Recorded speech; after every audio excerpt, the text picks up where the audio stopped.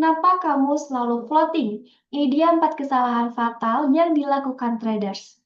Halo semuanya, salam kenal, saya Firda, personal trading analyst dari DDMax. Pernah gak sih kalian udah entry, tapi malah floating terus-menerus, gak close-close? Padahal niat awalnya scalping, ujung-ujungnya jadi investasi dadakan. Kalau iya, mari kita bahas kesalahan fatal yang harus dihindari agar kalian tidak terjebak dalam kerugian.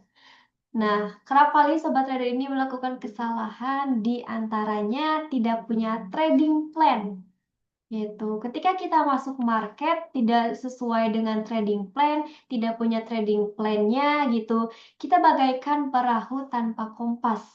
Kalian bakal tersesat dan beresiko tinggi gitu. Jadi nanti nggak akan tahu nih kapan harus entry dan exit dari market gitu.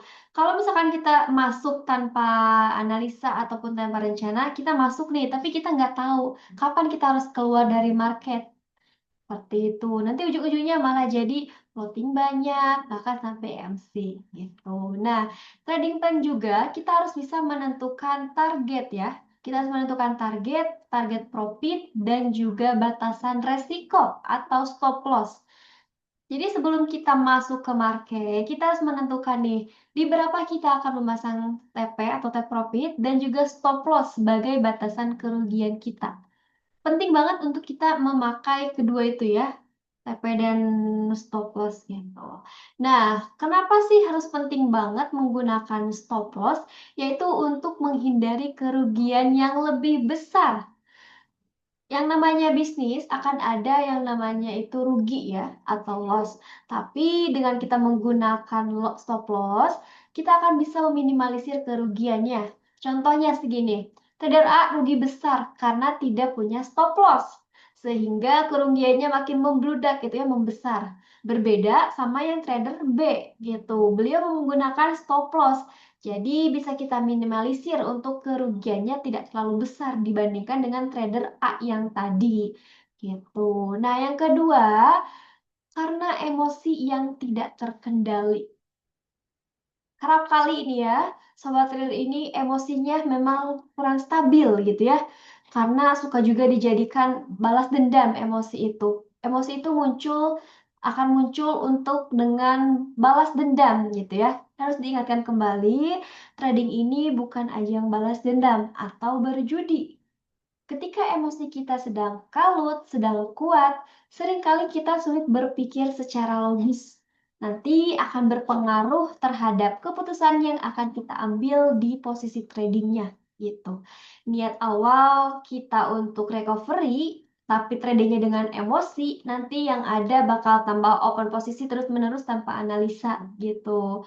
Nanti bukannya recovery, yang ada malah makin floating-nya lebih besar, loss-nya lebih besar lagi gitu. Jadi pentingnya trading itu jangan menggunakan emosi yang kalut gitu ya. Nah, yang kedua, emosi itu musuh utama. Musuh utama nanti bakal muncul rasa takut atau fear dan keserakahan atau greed. Nah, itu kedua adalah musuh utama dalam trading. Jadi harus kita coolingkan terlebih dahulu psikologisnya, emosinya gitu ya. Jangan sampai nanti berpengaruh dengan keputusan yang akan kita ambil. Walaupun nanti misalkan ya kalian menggunakan balance yang besar, analisanya yang udah apa ya, kebilang itu udah pasti lah, udah kuat, udah yakin. Tapi kalau misalkan emosi kita gak terjaga, itu nanti akan percuma saja, bakal buyar lagi gitu. Nah, kalau kita ngelihat juga dari riset, menunjukkan 70% trader ini mengalami kerugian karena emosinya tidak terkendali. Seperti itu ya, bisa dipahami. Jadi memang emosi ini berpengaruh untuk trading kita. Pastikan kalian emosinya stabil, tenang gitu ya, biar nanti tradingnya juga aman dan nyaman kalian gitu ya. Gak rusuh. Seperti itu bisa dipahami ya. Untuk selanjutnya ini kita sering kali ya trader ini mengabaikan manajemen resiko gitu. Nah, manajemen risiko itu kenapa penting banget? Karena ini akan berpengaruh juga nanti ke modal yang kita gunakan. Jangan kalian pertaruhkan semua modal dalam satu posisi trading.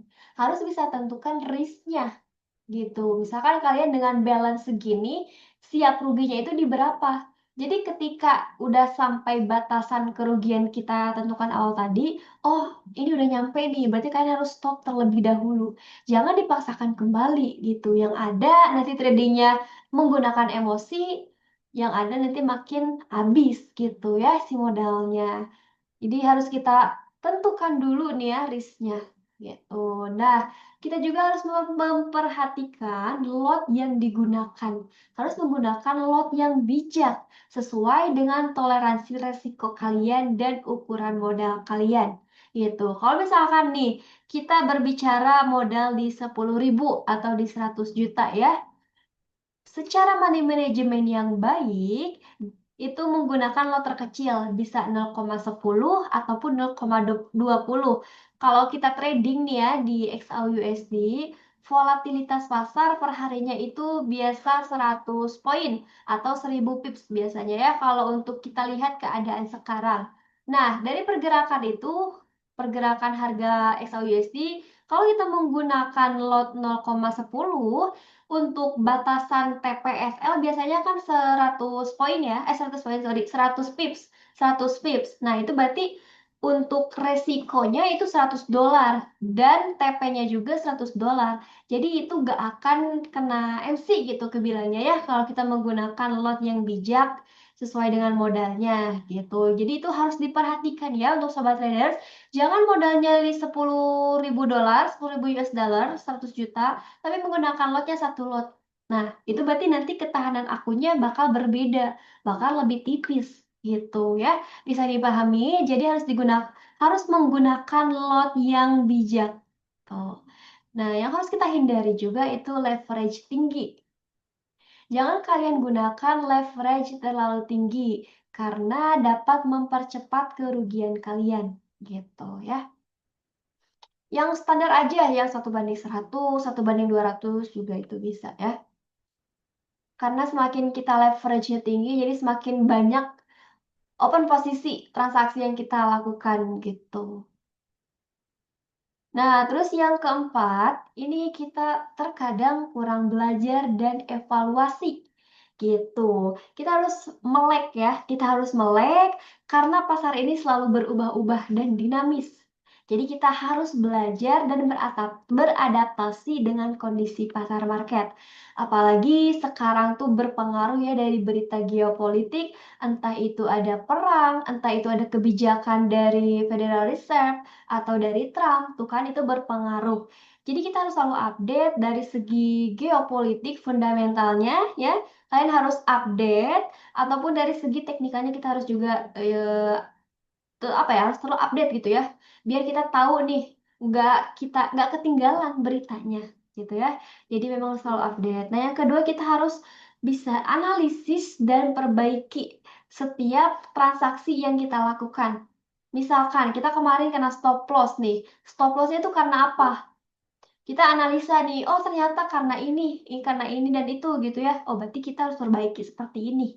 Gitu. Jadi memang diharuskan mempunyai jurnal trading kalian biar tahu nih riwayat dari kemarin tuh TP-nya karena apa, SL-nya karena apa. Jadi bisa diperbaiki ketika ada kesalahan. Jangan kemarin kena SL tapi tetap melakukan hal yang sama gitu ya. Ujung-ujungnya bakal sama juga hasilnya kena SL lagi gitu. Jadi penting harus punya analisis dan perbaiki untuk kedepannya lebih baik lagi ya gitu. Nah, yang terakhir, terkadang itu kita trading sendiri nih ya.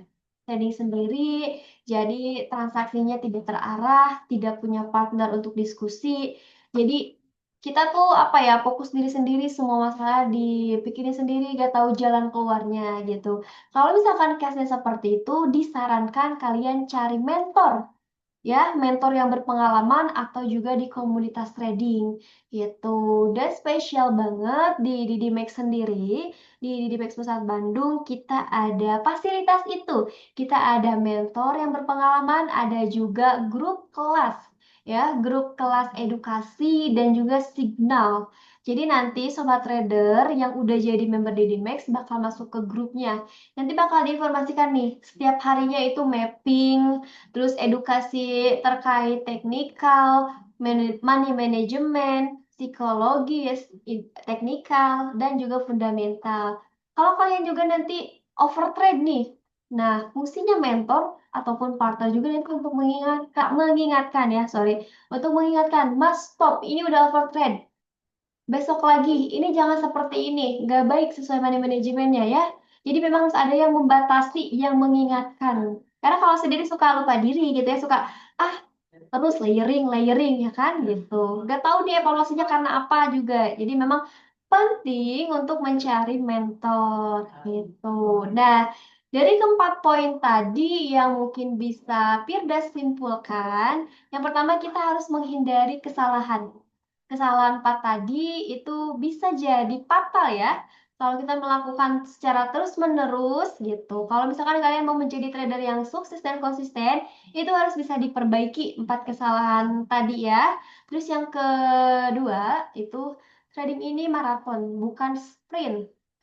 Kenapa dibilang maraton?